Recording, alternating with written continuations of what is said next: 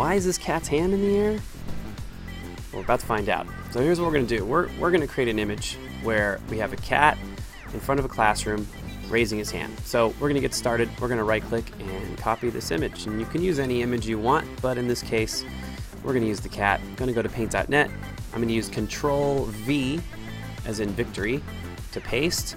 I'm going to say expand canvas. Okay, and I'm going to that'll make it the size of my picture.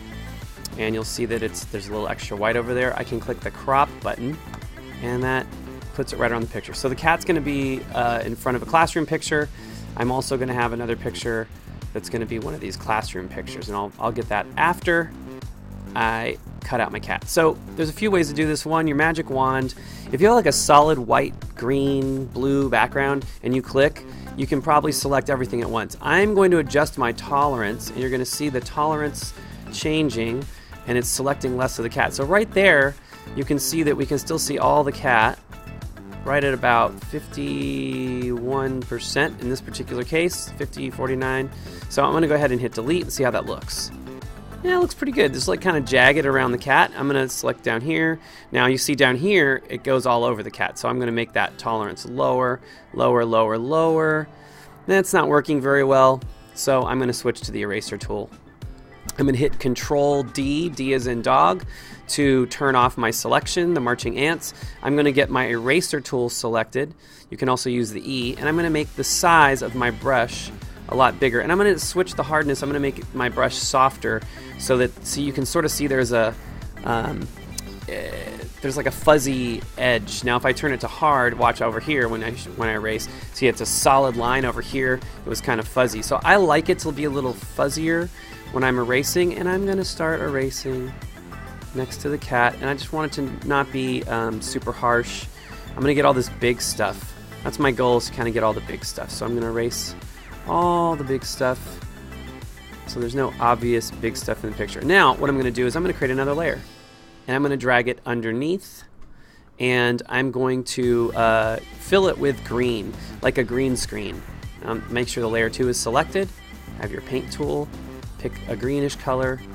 Now you can see what's still there, or what looks kind of funky. So I'm going to go in now, and I'm going to use the magnifying glass. Shortcut is Z, and you can click and drag a square, and what it'll do is I'm going to zoom around the head because that's the most important part, I think, of the cat, and the paw. And I'm going to clean up this sort of stuff here. I'm going to get my eraser tool again. I'm going to make it much smaller because I'm zoomed in. So I'm going to go about half that size. Let's try 40. And that's better. And I'm going to, oops. Now I was erasing on layer 2. I want to go to the background layer, which is the cat. And I'm going to start slowly erasing. Now you can see I've kind of filled in the green. I did that weird. I don't know why that's happening here. Let me go back. I obviously made a mistake there. So let's see. Layer 2, Control D. Let's set the tolerance to all the way up. Let's fill, fill, fill. I'm gonna turn the cat off here for a second. Let me turn my tolerance to like 100%. Let's just, there we go. Solid green. Boy, I don't know. I had my tolerance. That's why it wasn't working so well. I'm gonna hit Enter to lock that in. Now let's turn the cat back on, and let's get my eraser tool back. And this should, okay, now let's make sure we're on that layer. I'm gonna name that layer Cat, just so that I can see it visually. And now when I click, I'm gonna make sure to let go every couple seconds of my mouse. I'm gonna click and release, click and release. That way if I make a mistake like that, I can hit Control Z and I'm only undoing that. If I do, let's say I hold down the whole time and I'm cleaning, then I'm gonna have a problem when I come back. So I'm gonna erase around the edges like this. I'm gonna even make my eraser even smaller. And I'm gonna go in and I'm gonna zoom in with the magnifying glass right here around the paw so that I can see it really well.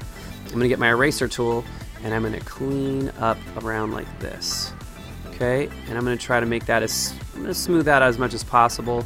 Right over here, I'm gonna sort of just smooth that out. And I'm gonna clean up any really weird looking edges like here. I'm just gonna soften the whole thing with the soft eraser tool. And I can go with a bigger eraser tool for a lot of this. And now I'm gonna zoom back out. If you have if you left click, it'll zoom in. If you right click, it zooms out. And I'm looking at it and it looks pretty good. I'm gonna highlight around the head, make sure it looks good up here.